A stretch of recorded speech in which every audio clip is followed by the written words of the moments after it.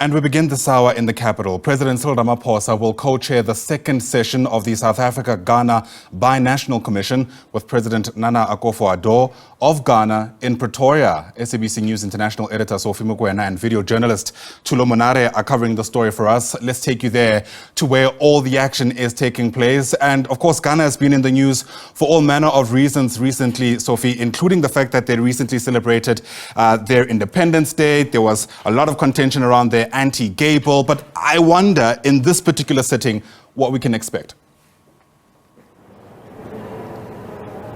Well, clearly the intention is to strengthen the relations between the two countries. As you pointed out, that Ghana has just celebrated its independence. The two countries will be going to elections.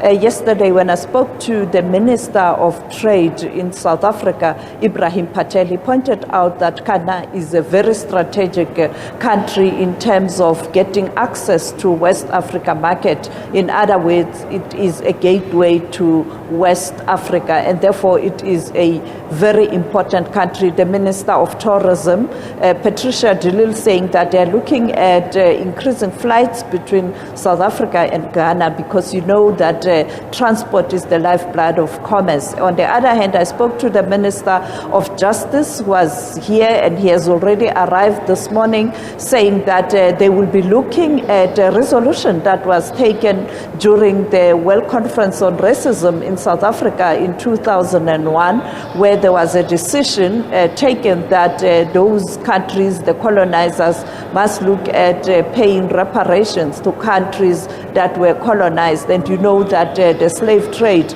particularly a country like Ghana, experienced that terrible history of slave trade. And South Africa was also not spared either by the effects of colonialism.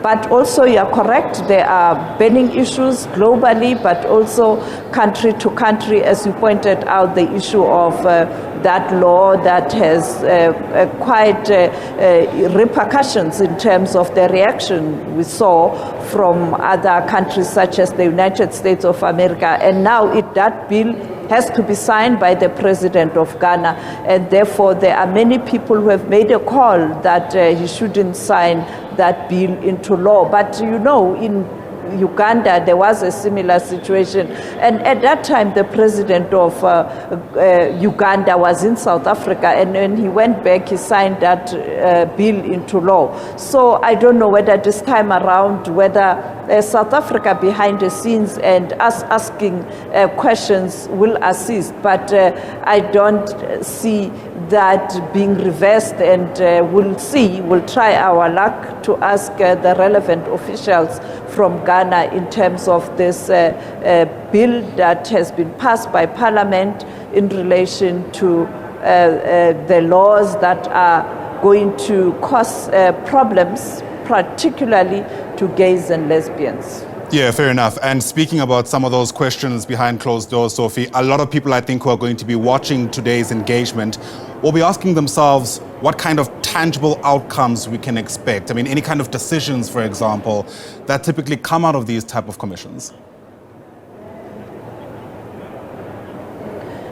You do find a situation where leaders are able to come up with tangible outcomes, in a sense that putting times and targets and time frames to ensure that you achieve particular objectives and later aims that are of broader nature, like expanding to the entire region using Ghana as a gateway.